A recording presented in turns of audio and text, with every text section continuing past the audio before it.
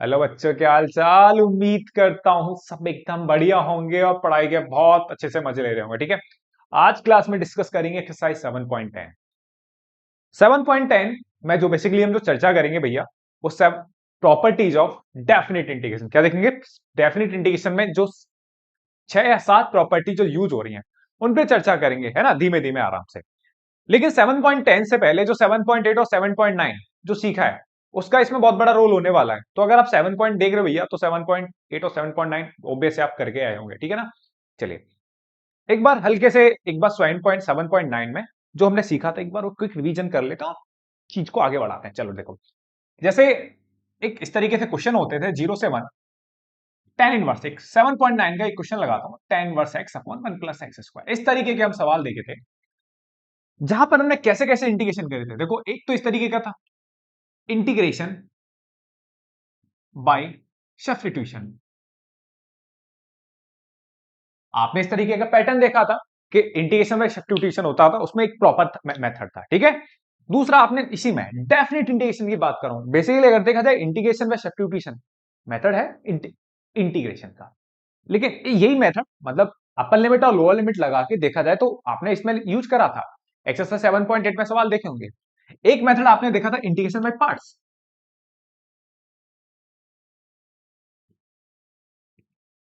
ठीक है।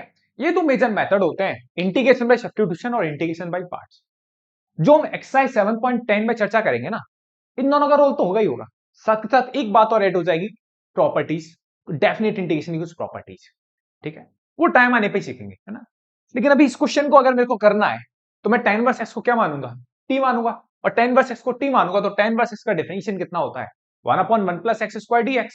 तो ये अगर करके देखें, let tan inverse x equal to T, तो tan इनवर्स x का differentiation 1/1 + x² dx equal to कितना आ जाएगा? dt हो गया। तो ये मेरे प्यारे भाई, ये कितना आ जाएगा? T dt। कितना आ जाएगा? T dt। बिल्कुल वही कहानी चल रही है, नॉर्मल सी कहानी। और x बराबर 0 रखोगे तो ये 0, tan इनवर्स 0 होता है। और x बराबर 1 रखोगे यहां पर, वही upper limit minus low limit वाला, है ना। अब कितना आ जाएगा? π/4। कितना आ जाएगा? π/4। तो ये कितना आ जाएगा? t²/2। और ये कितना आ जाएगा? π/4। और आप क्या कर सकते हो, बिल्कुल upper limit minus low limit से आप इसका आंसर निकाल सकते हो। लेकिन ये आपने 7.9 में आपने इस तरीके के सवाल देखे। ठीक है। अब जो 7.10 है उनमें बेसिकली चर्चा करेंगे प्रॉपर्टीज, है ना। कितनी प्रॉपर्टीज होने वाली है भाई साहब? 6 प्रॉपर्टीज या 7, है ना। वो डिपेंड करेगा कैसे मैं आपको आगे लेके चलता हूं। ठीक है। लेकिन हाँ, कम से कम 6 प्रॉपर्टी तो आपकी बनेंगे बनेंगे। ठीक है। और बिल्कुल एनसीईआरटी के हिसाब से चर्चा करेंगे। जैसे जैसे एनसीईआरटी में प्रॉपर्टीज दे रखी है वैसे बिल्कुल चर्चा करेंगे। ठीक है। जैसे पी नॉट आप अगर देखोगे 7.10 में आओगे, नई एनसीईआरटी के हिसाब से बात कर रहा हूं मैं। अगर पुरानी एनसीईआरटी में, अगर आपके पास पुरानी एनसीईआरटी है तो एक्सरसाइज आप 7.11 देखिए भैया।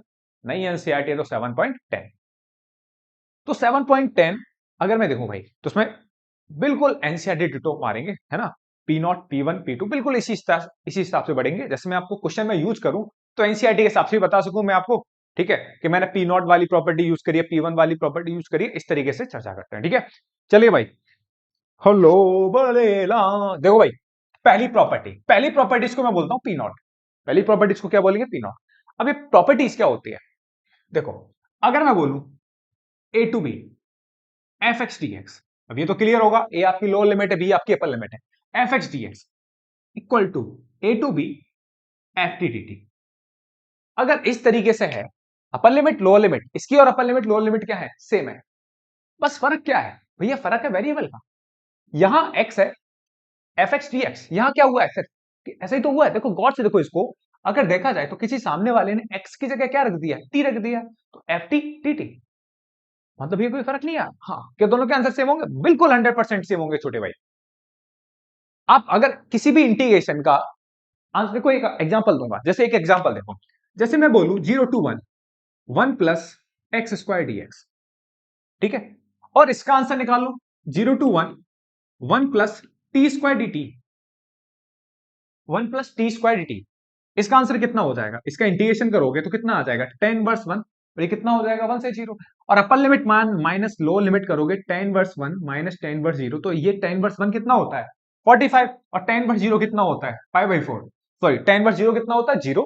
और tan वर्स 1 कितना होता है मेरे छोटे भाई? π/4। अगर इस क्वेश्चन को भी देखें तो ये कितना क्वेश्चन कितना आ जाएगा, tan इनवर्स t, और ये कितना आ जाएगा 1 से 0, कितना आ जाएगा tan inverse t, 1/1 plus T square का इंटीग्रेशन कितना आ जाएगा tan इनवर्स t। वहीं पे अगर सेम काम किया जाए tan इनवर्स 1 माइनस के tan इनवर्स 0, तो अगेन ये tan इनवर्स 1 कितना हो गया 5/4, और tan इनवर्स 0 कितना आ जाएगा आपका 0 आ गया। तो देखा जाए कहीं दोनों का आंसर सेम नहीं है, बिल्कुल सेम है, बस फर्क क्या हुआ, इसमें x था, इसमें क्या हो गया t। ओके भैया, मतलब भैया वेरिएबल के चेंज करने पर प्रॉपर्टी नहीं बदलती, मैंने की नहीं, x की जगह t कर दूं तो आंसर वही रहेगा, मैंने की हाँ, वही तो किया मैंने। क्या था 1/1 प्लस एक्स स्क्वायर dx, इसका जो भी आंसर आया था वो सेम इसके आंसर से मैच कर रहा था, 1/1 प्लस टी स्क्वायर dt, किससे, इसका भी आंसर 5/4, इसका भी आंसर 5/4, बस क्या था वेरिएबल चेंज कर रहा था। ठीक है, तो यह प्रॉपर्टी 1 जो होती है पी नॉट जो होती है, ध्यान रखना पी नॉट प्रॉपर्टी होती है वेरिएबल के चेंज करने पर, वेरिएबल के चेंज करने पर डेफिनेट इंटीग्रेशन, क्या डेफिनेट इंटीग्रेशन के आंसर पर कोई फर्क नहीं पड़ेगा, बात क्लियर है। तो वेरिएबल के चेंज करने पर डेफिनेट इंटीग्रेशन के आंसर पर कोई फर्क नहीं पड़ेगा, तो ये होती है आपकी पी नॉट, है ना। हर एक प्रॉपर्टी ना, बिल्कुल मेरे प्यारे भाई एंड तक बने रहिए आप मेरे साथ, ठीक है, हर एक प्रॉपर्टी बहुत अच्छे से घिस घिस के एकदम सीखेंगे, ठीक है। तो पी नॉट पहली प्रॉपर्टी जो है पी नॉट, ये आपके समझ में आई, क्या बोलती है, वेरिएबल के चेंज करने पर आंसर पर कोई फर्क नहीं पड़ेगा। आप इस बात को हिंदी में लिखिए इंग्लिश में लिखिए कोई मैटर नहीं करता, बुद्धि है, बात यह है आपकी बात समझ में आनी चाहिए, ठीक है। तो उम्मीद करता हूं पहली प्रॉपर्टी धूमधाम से समझ में आई। चलो आगे बढ़ते हैं, ठीक है। अब इस सेकंड प्रॉपर्टी क्या बोलती है, तो सेकंड प्रॉपर्टी है इतनी आसान प्रॉपर्टी हो कि बेटा 12th में बाई चांस कुछ नहीं, इधर देख P1 है ना, P1 प्रॉपर्टी बोलती है अगर a to B F X D X, चलो भाई, अगर मैं लिमिट को आपस में, जैसे अपर लिमिट है ये लो लिमिट है, ये P1 प्रॉपर्टी है, ये P2 पी नॉट प्रॉपर्टी है, अगर मैं लिमिट को, छोटे भाई गॉड सुन ले मेरे बात, ये लोअर लिमिट ये अपर लिमिट, अगर लिमिट को आपस में इंटरचेंज कर सकता हूं मैं, ये कर ले भैया,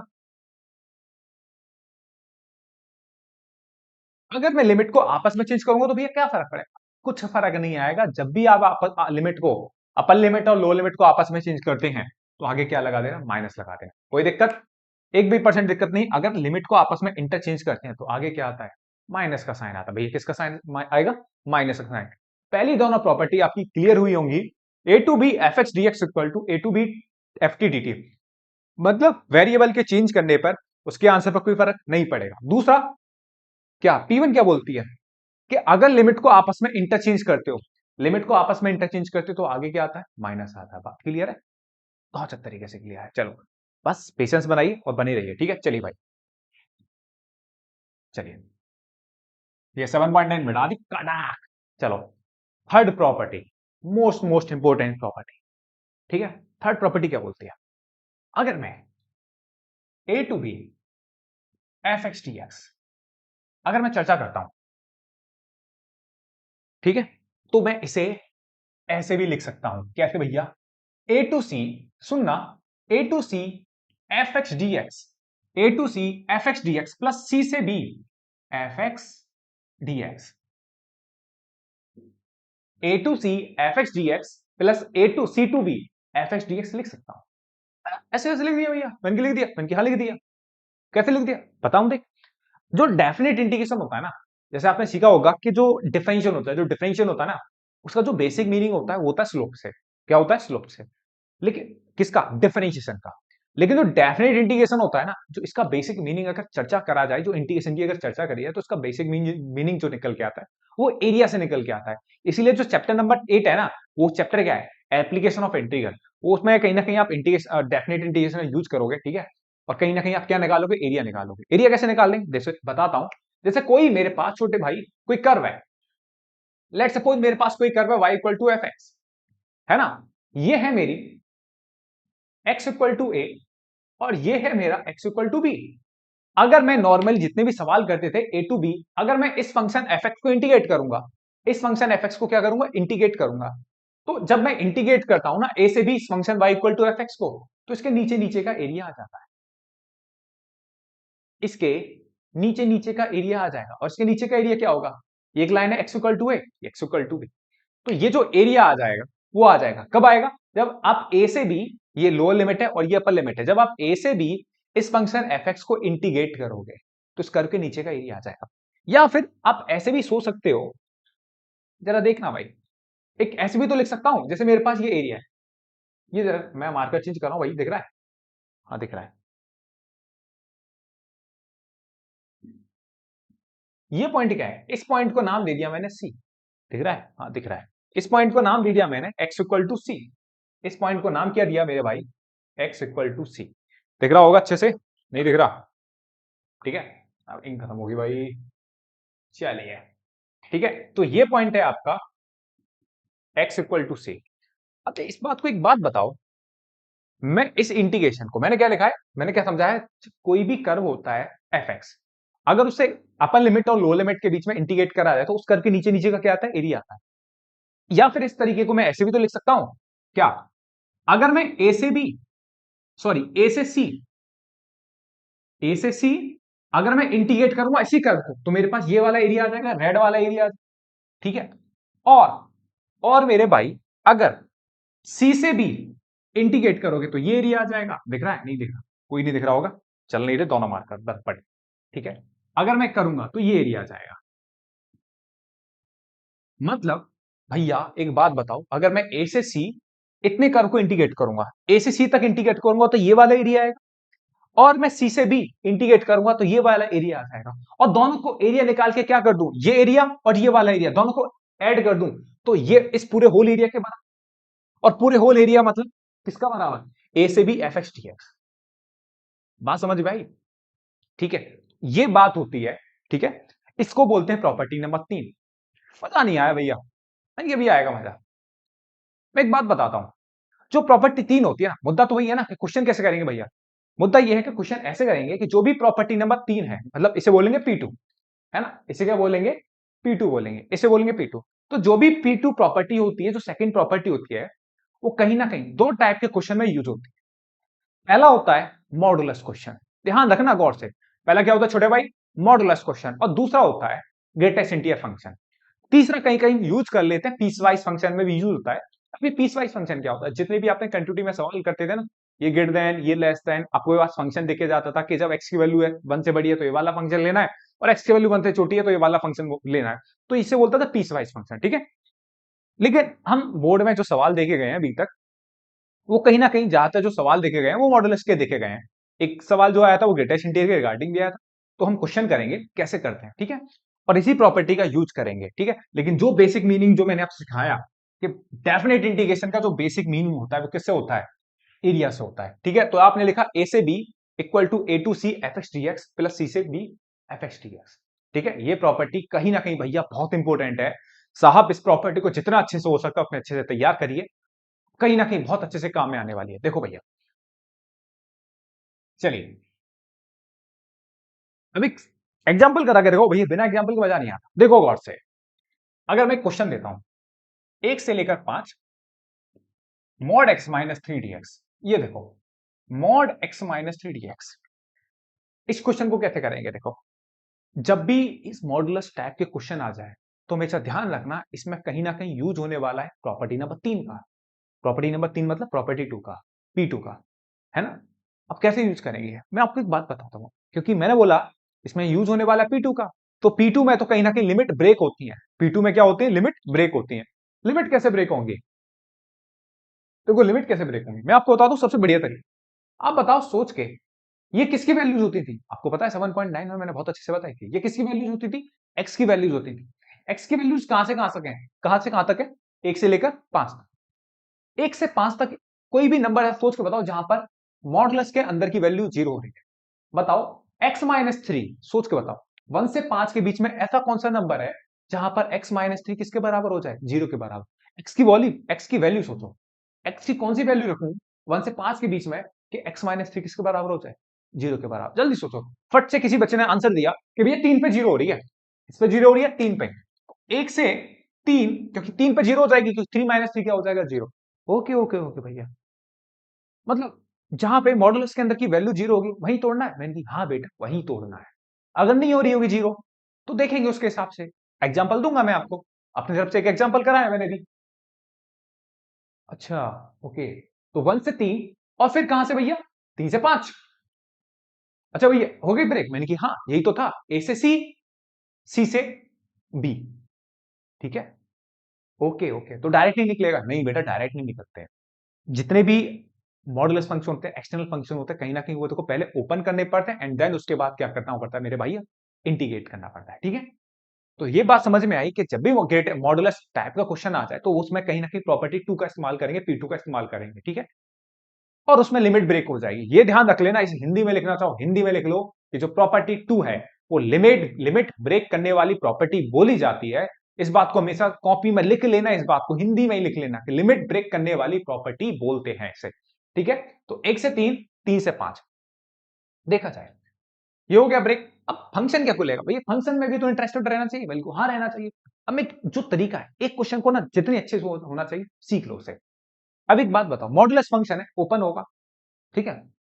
अब एक बात बताओ, ये मॉडुलस फंक्शन भी ओपन होना चाहिए भाई साहब। मॉडुलस फंक्शन दो दो केस में खुलता है। अगर मैं आपको एक बात बताऊं, ये x-1 क्लियर होना चाहिए कि अगर मैं आपसे बोलूं कि मॉडुलस ऑफ x जो होता था वो दो केस में खुलता था, एक तो x और एक minus x, x greater than 0 और x लेस देन 0, क्लियर है? हाँ, तो 1 से 3, 1 से 1 2 3। अब एक बात बताओ, मॉडुलस खुलेगा तो 1 से 3 की कोई वैल्यू सोचिए, 2, 2 में से -3 घटाओगे तो कितना बचेगा? मन में रख के देखो, 2 - 3 कितना हो गया? -1। तो मतलब मॉड के अंदर कैसा नंबर बैठा है? नेगेटिव। जब भी मॉड के अंदर नेगेटिव नंबर आता है तो मॉड कैसे साइन के साथ खुलता है? नेगेटिव साइन के साथ खुलता है, ठीक है। और अब यहां पर x की वैल्यू कहां से कहां तक है? 3 से 5 के बीच में है। x की वैल्यू जब 3 से 5 के बीच में होंगी, कोई भी 3 से 5 तक की वैल्यू, देखो पेशेंस रखना, आ जाएगा समझ में। मैं समझ रहा हूं दिक्कत हो रही होगी आपको कहीं ना कहीं इसमें, लेकिन वेट करो भैया, आ जाएगा समझ में। 3 से 5 तक की कोई भी वैल्यू लोगे, कोई भी ले लो 4, यहां हो गए 4 - 3 कितना आ जाएगा? 1। मतलब भैया मॉडुलस के अंदर अगर कोई वैल्यू पॉजिटिव आ रही है, मतलब मॉडुलस के अंदर कोई भी वैल्यू पॉजिटिव आई तो मॉडुलस एज इट इज खुलेगा। एज इट इज का मतलब ऐसे। अगर मॉडुलस के अंदर, मतलब ये जो भैया बैठे हैं एक्स, ये अगर नेगेटिव हैं, मतलब इनकी वैल्यू अगर 0 से छोटी आ रही है, तो समझ जाना एक्स की वैल्यू क्या है। मॉड कैसे साइन के साथ खुलेगा? नेगेटिव साइन के साथ खुलेगा। यही तो हमने देखा था कि जब भी एक्स की वैल्यू 1 से 3 के बीच में है, 1 से 3 के बीच में, कोई भी वैल्यू ले लो 1 से 3 के बीच में, ब्रेक हो गया। ब्रेक करने के बाद अब देखते हैं मॉडुलस नेगेटिव साइन में और पॉजिटिव साइन में, दो साइन में खुलेगा, ठीक है। कोई भी वैल्यू देखो मॉड के अंदर नेगेटिव है तो मॉड किस साइन के साथ खुलेगा? नेगेटिव साइन के साथ खुलेगा। और 3 से 5 है, 3 से 5 में आप कोई भी फंक्शन देखोगे, कोई भी फंक्शन, सॉरी कोई भी वैल्यू देखोगे और इसमें रखोगे, मॉडुलस के अंदर पॉजिटिव वैल्यू आएगी। पॉजिटिव वैल्यू आएगी तो मॉडुलस किस साइन के साथ खुलेगा? एज इट इज साइन के साथ खुलेगा। एक एग्जांपल देता हूं, यहां कोने में देख लेना। जैसे मैं आपसे बोलता हूं x-5, x-5, ठीक है। ये एक तो देखो एज इट इज खुलेगा और एक बार नेगेटिव साइन के साथ खुलेगा। एक तो एज इट इज खुलेगा और एक बार नेगेटिव साइन। ये एज इट इज कब खुलेगा सोचो? ये एज इट इज तभी तो खुलेगा जब आप x की वैल्यू 5 5 5 लोगे तो 0 हो जाएगा। 5 से बड़ी लोगे, 5 से बड़ी 5.1, कुछ भी वैल्यू लोगे तो ये क्या खुलेगा? As it is. और ये क्या खुलेगा आपका? जब x की वैल्यू 5 से छोटी लोगे तो क्या खुलेगा? नेगेटिव खुलेगा, ठीक है। एक सेकंड भैया, ठीक है, चलिए एक सेकंड भाई, एक सेकंड, एक सेकंड।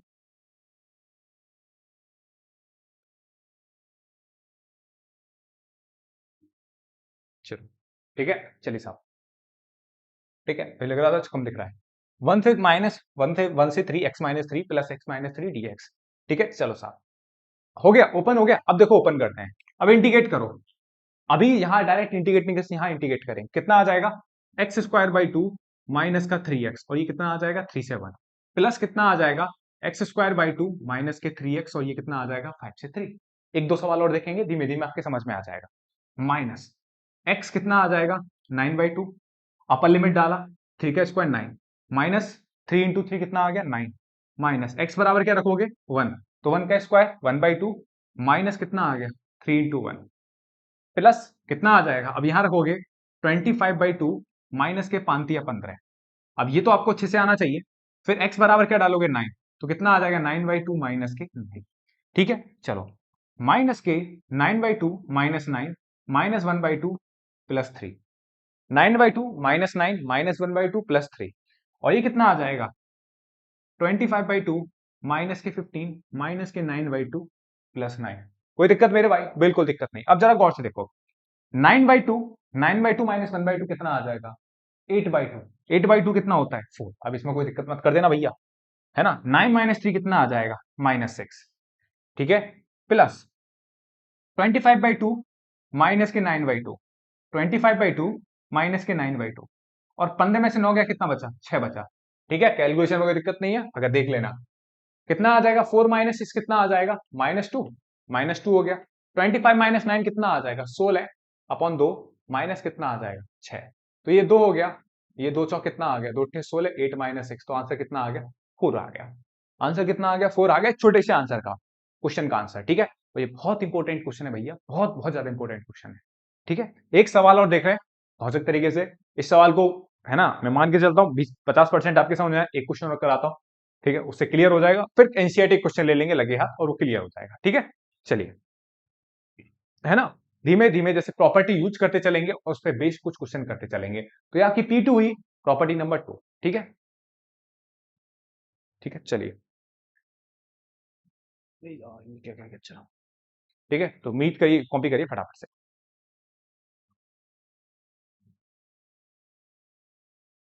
चलिए साहब, चलो, चलिए बता दो चीज क्वेश्चन देखो।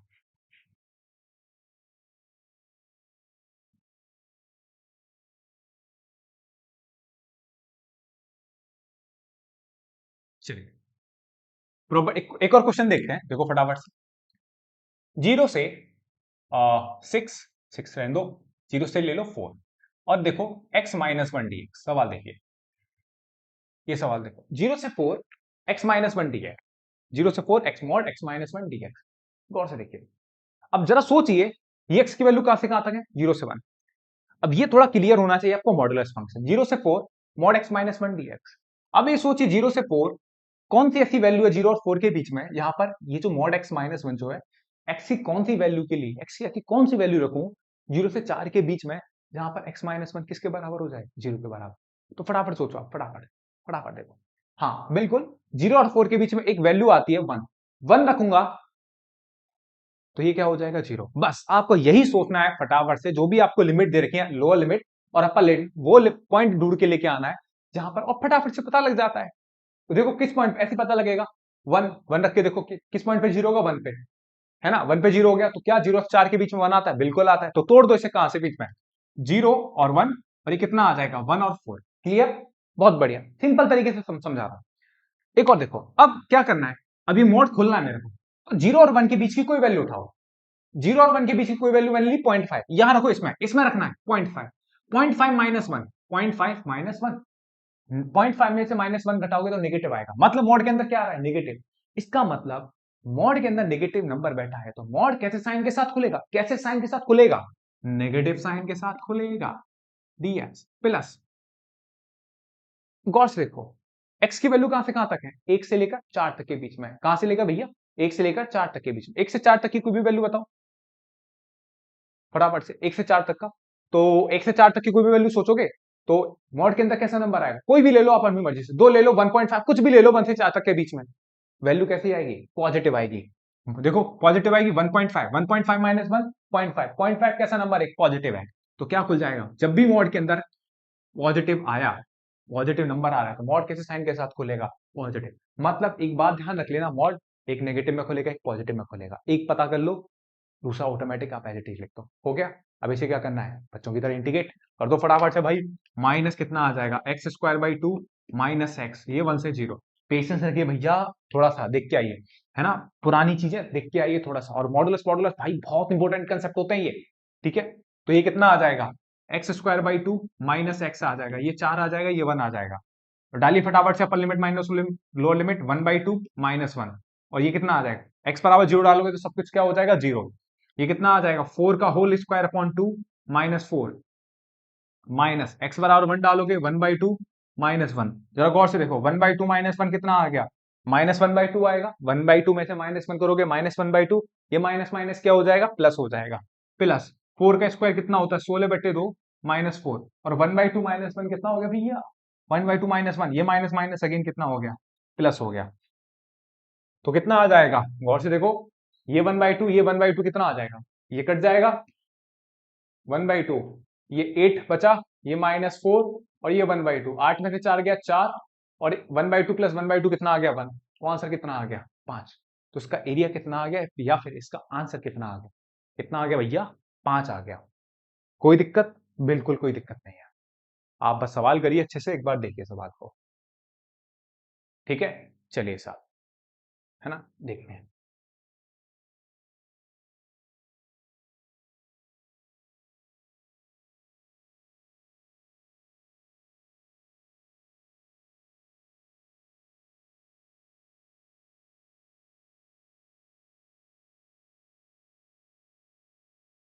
चलिए, ठीक है, तो ये बात प्रॉपर्टी आपकी समझ में आई। ठीक है, इस पे बेस्ड और कुछ सवाल करेंगे आगे। ठीक है, चलिए। अगर अभी भी कोई दिक्कत है तो प्लीज एक बार वीडियो को दोबारा देखिए, दोबारा से पीछे करिए दोबारा। ठीक है, चलिए अब देखते हैं प्रॉपर्टी नंबर 3। प्रॉपर्टी 3 क्या बोलते हैं भाई साहब? Most most important property, property 3।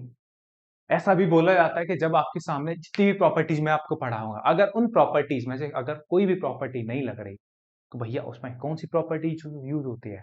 Property number 3। कौन सी प्रॉपर्टी यूज होगी? Property number 3। ठीक है, चलिए। प्रॉपर्टी 3 क्या बोलती है? प्रॉपर्टी 3 बोलती है भैया कि अगर ए से B F X D X, देखो एक प्रॉपर्टी कराऊंगा, उस पर बेस्ड 2-3 या इतने एग्जाम्पल लेके चलूंगा। ठीक है, और एग्जाम्पल इसीलिए क्योंकि प्रॉपर्टी का आपको थोड़ा सा आइडिया लग जाए कि ये प्रॉपर्टी ऐसे काम करेगी। ठीक है, और ये जो प्रॉपर्टी 3 है कहीं ना कहीं भैया बहुत इंपॉर्टेंट है। ठीक है, जो आपको बता चुका हूं, A to B F X D X. तो जो इसका आंसर जो होता है ना, किसके बराबर होता है? एफ ऑफ, गौर सुनना, F of upper limit plus lower limit minus का एक्स। जो A to B F X D X, इसके डेफिनेट इंटीग्रेशन की जो वैल्यू होगी वो इसी के बराबर होगी, किसके? A to B F of upper limit plus lower limit minus X. क्या करा भैया? कुछ नहीं करा, मैंने एक्स की जगह क्या रिप्लेस कर दिया? अपर limit plus lower limit minus x. मजा नहीं आया? प्रूफ करा के दिखा रहा हूं, देखो प्रूफ क्या है इसका, हल्का सा छोटा सा प्रूफ है। प्रूफ क्या बोलता है कि जब भी A to B B plus A minus X T X, तो एक काम कर लेते हैं, लेट कर लेते हैं, let B plus A minus X equal to T. Let कर लिया, let B plus A minus X equal to T. Differentiate करोगे तो minus D X equal to कितना आ गया? D T. तो डी एक्स बराबर कितना आ गया? माइनस का डी टी। डी एक्स बराबर कितना आ गया? माइनस का डी टी आ गया। गौर से सुनो, डी एक्स बराबर माइनस डी टी आया तो ये माइनस डी टी हो गया, और एफ ऑफ इसे किसके बराबर सब्स्टिट्यूट कर लिया? F T. अच्छा भैया अभी भी सब्स्टिट्यूशन चला भैया? वो तो हमेशा दौड़ेगा दौड़ेगा सब्स्टिट्यूशन। अब क्या करना है? अब इसकी लिमिट भी चेंज करो। क्या लिमिट? लिमिट कैसे चेंज करोगे? देखो भाई, पुराना काम, टी की, अब ये लिमिट किसके आएंगे? टी के आएंगे। अब इसमें एक्स की अपर लिमिट लोअर लिमिट डालोगे, एक्स बराबर ए, तो ये ए क्या हो जाएगा? कैंसिल। तो लोअर लिमिट कितनी आ जाएगी? बी। अपर लिमिट डालोगे बी, ये बी आपस में क्या हो जाएंगे? कैंसिल। तो ये कितना बचेगा? ए। तो ये ए बचेगा, तो देखो कितना आ जाएगा, ये माइनस आपका बाहर आ जाएगा, तो माइनस का, और ये हो जाएगा बी टू ए, और ये कितना आ जाएगा? F T D T. B to A minus का एफ टी डी टी। देखो अब लगाऊंगा इसमें प्रॉपर्टी नंबर 2, जो पी वन बताया था, प्रॉपर्टी पी वन।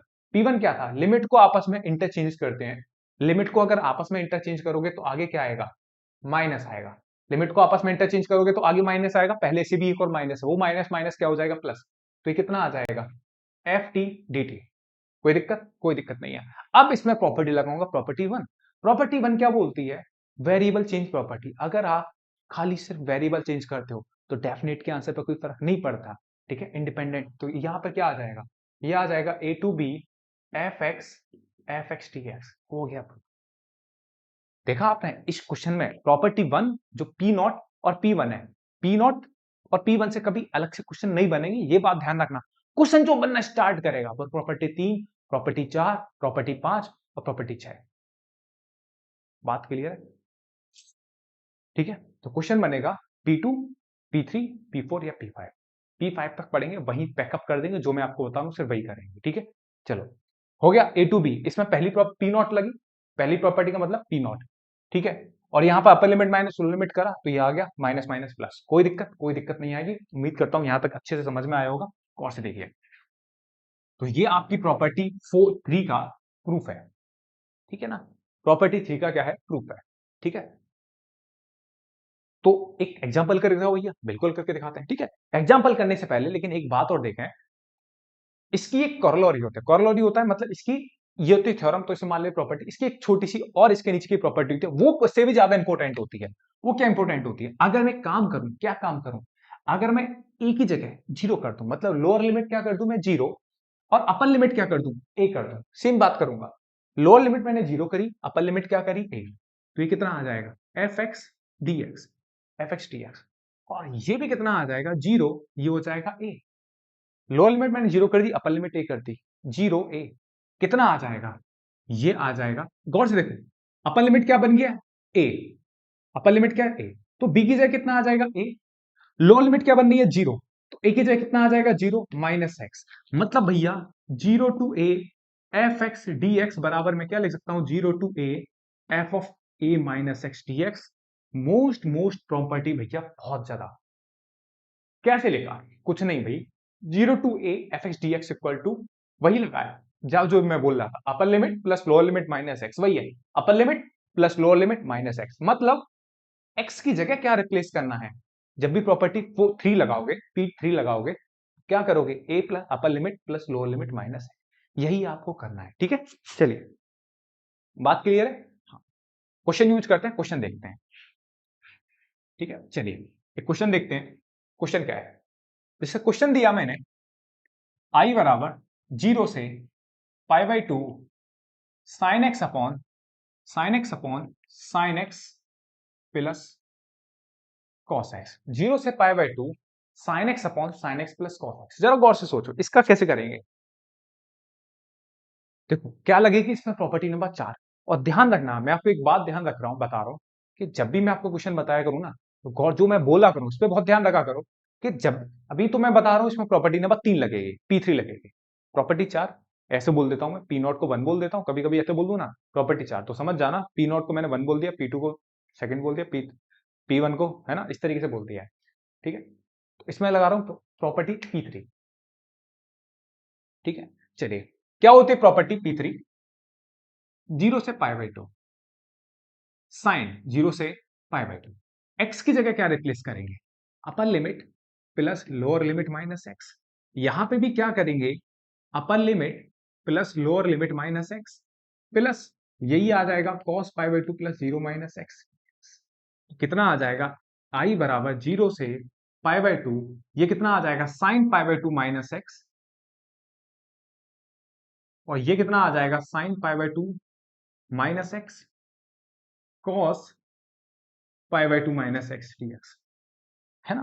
तो ये कितना आ जाएगा, आई बराबर जीरो से pi by to cos X, और ये कितना आ जाएगा, कॉस एक्स प्लस कितना आ जाएगा, साइन एक्स, और ये प्रॉपर्टी 2। ये क्या कर रहे हो भैया, देखो जब भी मैं आपको जो काम की बात बता रहा हूँ, एक ब्रह्मास्त्र बता रहा हूँ कि भैया जो भी आपकी क्वेश्चन, उसमें अगर आप प्रॉपर्टी 4 लगाने पर, हमें कैसे पता लगेगा, प्रैक्टिस करोगे छोटे भाई, जितनी आप प्रैक्टिस करोगे आपको क्वेश्चन देख के पता लग जाएगा इसमें कैसे होना है।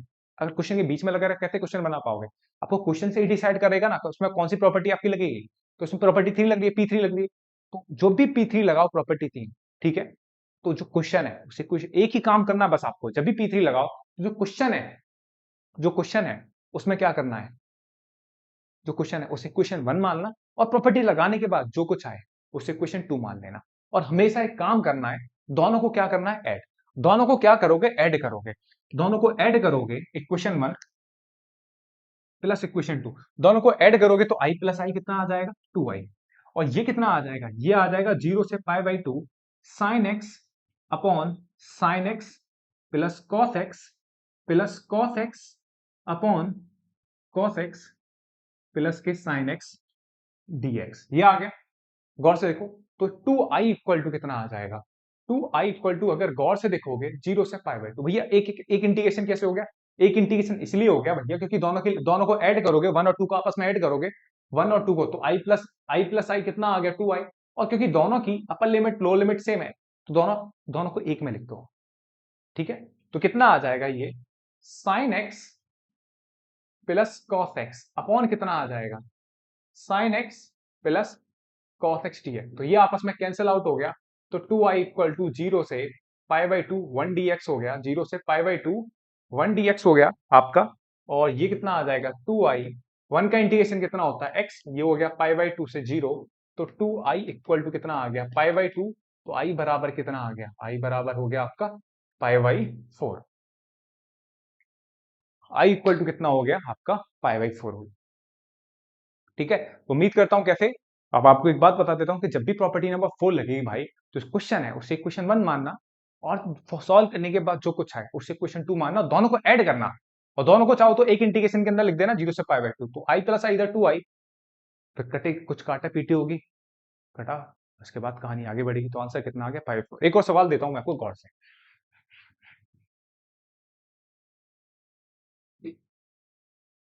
चलिए साहब एक सवाल और। सवाल क्या है, सवाल है आपका पाई बाई 6 से pi by 3 under root sine X, under root sine X, ठीक है, और ये हो जाएगा आपका ये same root sine X plus के रूट कॉस एक्स। चलिए, क्योंकि क्वेश्चन है और मैंने बोला है कि इसमें प्रॉपर्टी 3 ही लगने वाली है, तो जो क्वेश्चन है उसे क्वेश्चन बनना। अब कैसे करेंगे सवाल, देखो भैया गौर से।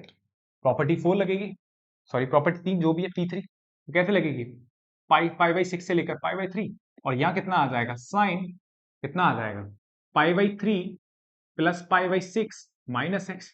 यही तो बताया था मैंने, एक्स की जगह जहां जहां एक्स है वहां क्या रिप्लेस करोगे, अपर लिमिट प्लस लोअर लिमिट, अपर limit plus lower limit minus x.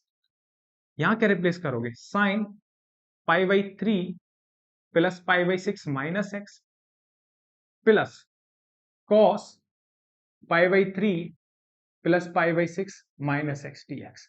तो गौर से देखोगे, ये है आपका पाई बाई 3, पाई बाई 6, और ये कितना है पाई बाई 3।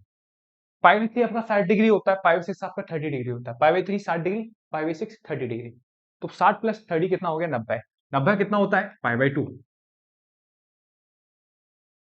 माइनस एक्स, और ये कितना आ जाएगा again sine pi by 2 minus x plus कितना आ जाएगा ये cos pi by 2 minus X D X.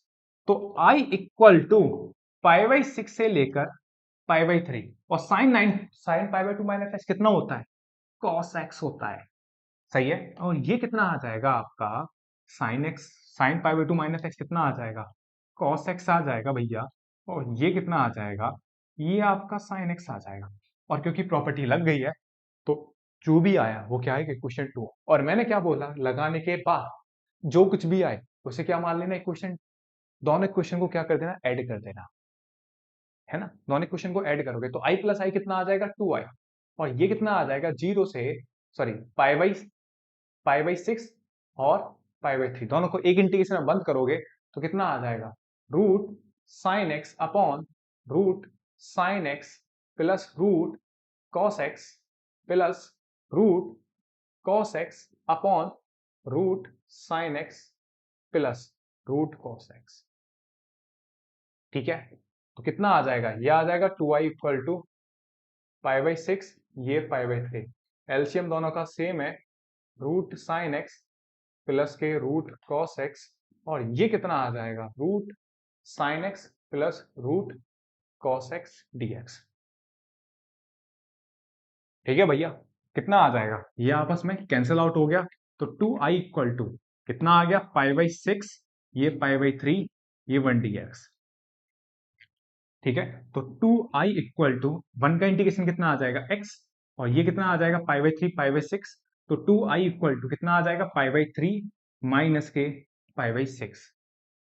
ठीक है, कितना आ जाएगा पाई बाई 6, तो कितना आ जाएगा 2i equal to pi by 6, pi by 3 minus pi by 6 कितना होता है पाई बाई 6 होता है, तो i बराबर कितना आ गया पाई बाई 12, इस 2 का क्या कर दोगे नीचे डिवाइड कर दोगे, तो i की वैल्यू कितनी आ जाएगी, इसके इंटीग्रेशन की वैल्यू कितनी आ जाएगी पाई अपॉन 12।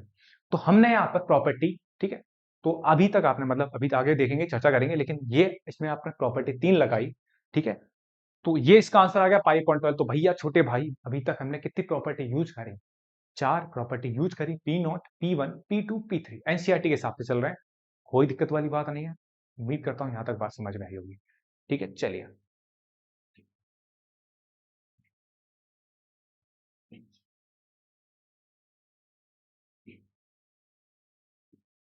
चलिए सर, अगर देखा जाए भैया तो है ना, वीडियो कितनी लंबी होगी भैया? 40 मिनट की वीडियो होगी, ज्यादा लंबी नहीं। 4 प्रॉपर्टी हमने डिस्कस कर ली है। पी नॉट पहली प्रॉपर्टी मैं ऐसी समराइज करा देता हूं आपको। पहली प्रॉपर्टी क्या थी? वेरिएबल के चेंज करने पर डेफिनेट इंटीग्रेशन के आंसर पर कोई फर्क नहीं पड़ता। वेरिएबल के चेंज करने पर डेफिनेट इंटीग्रेशन के आंसर पर कोई फर्क नहीं पड़ेगा। दूसरी प्रॉपर्टी क्या बताई थी? लिमिट को अगर आपस में इंटरचेंज करते हैं, लिमिट को आपस में अगर इंटरचेंज करोगे तो आगे क्या आएगा? माइनस आएगा। तीसरी प्रॉपर्टी क्या बताई थी? लिमिट ब्रेक करने वाली प्रॉपर्टी।